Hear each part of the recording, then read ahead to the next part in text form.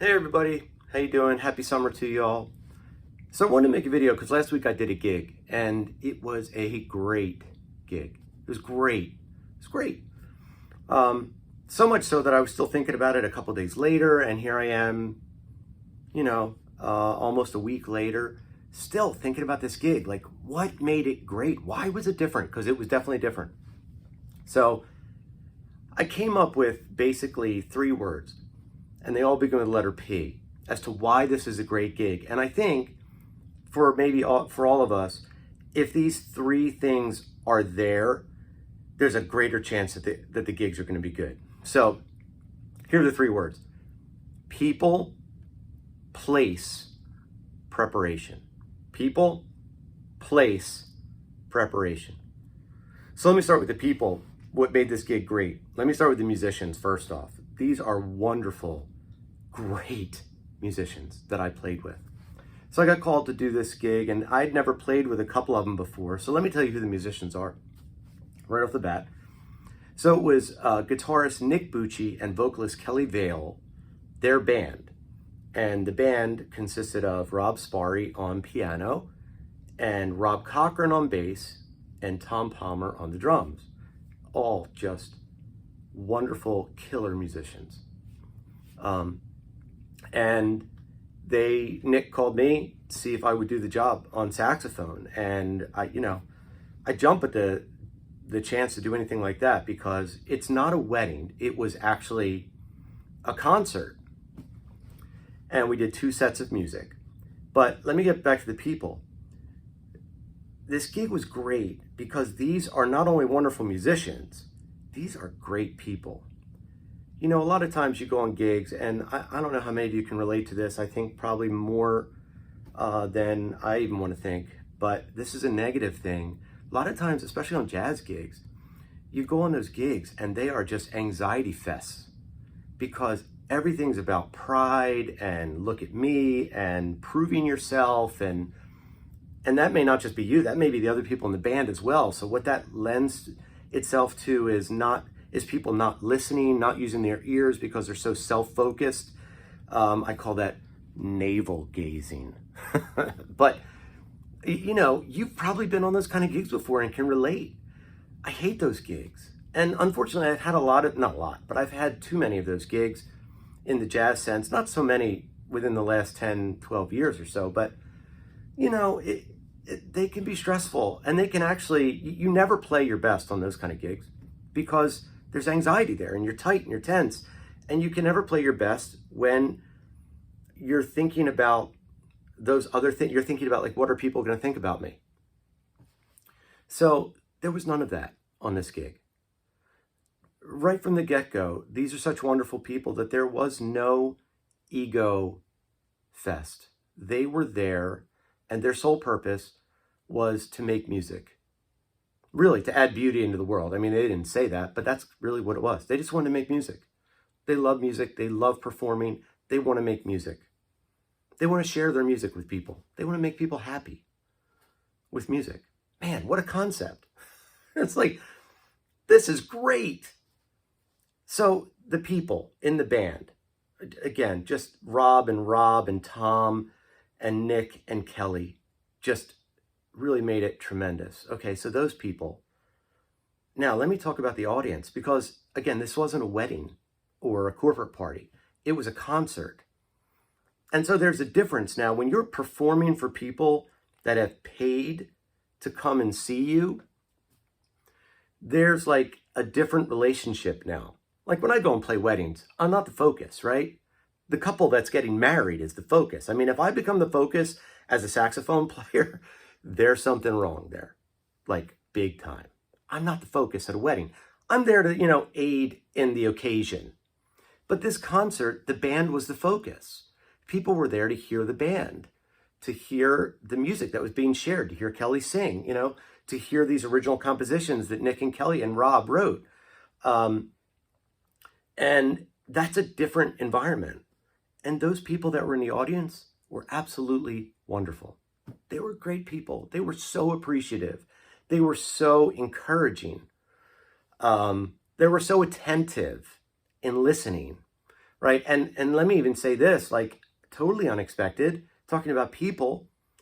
I'm on this gig and one of you, a YouTube listener, a subscriber to my page, I think a subscriber, but someone who watches and said, I watch your videos all the time. I've learned a lot from you.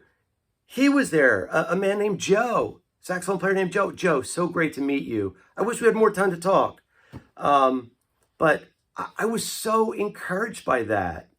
So not only was I playing with great musicians who were great people, and by the way, the music choices were fantastic.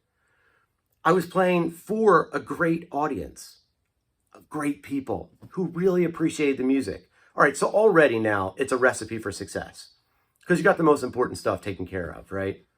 Great musicians, great audience. Now let's add to that, right? Because that can happen a lot of times. But let me go to the second piece. So not only people made it great, the place made it great. So we played at a theater in Westchester called the Uptown Theater. Now we didn't play in the main theater. They have an upstairs kind of club-ish that they turned into like a dinner club, little stage. The sound was great.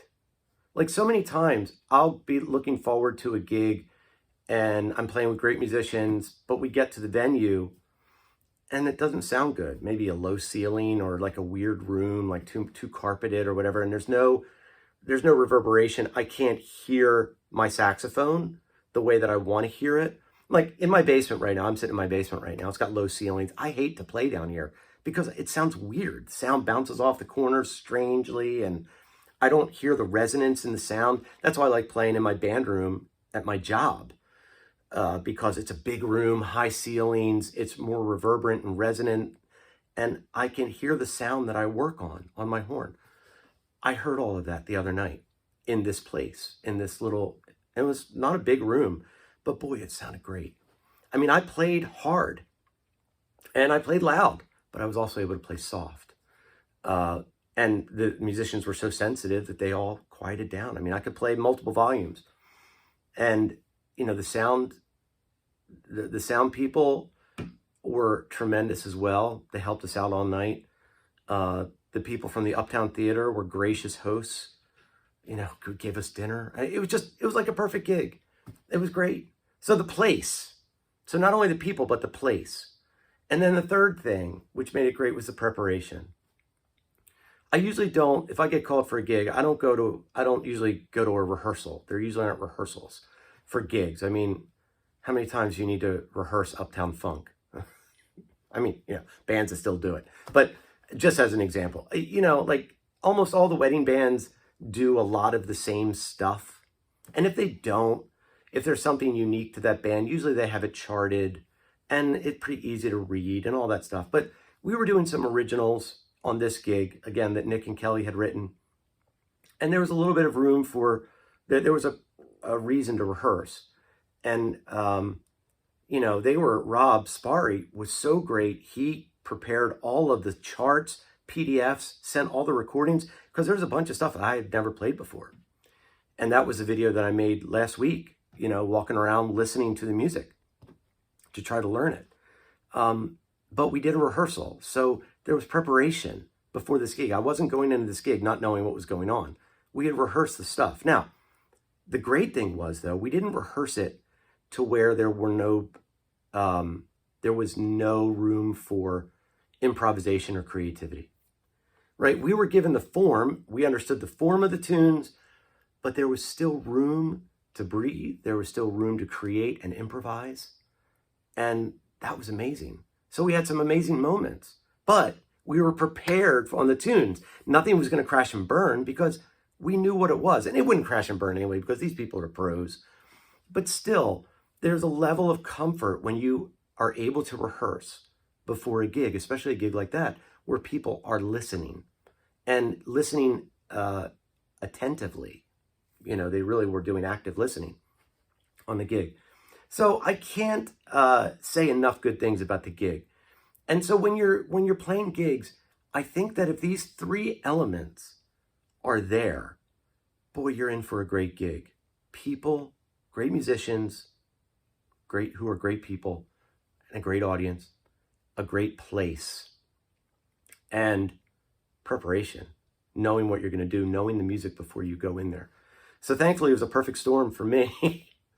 And I want to thank the musicians that I played with again, Keli, Nick, Tom, Rob, and Rob. Yeah, you really made for a great night for me. And I know it was great for all of us, but thank you again for including me. So there you go. 3 elements of a great gig: people, place, preparation. All right. Hope it helps. See you soon.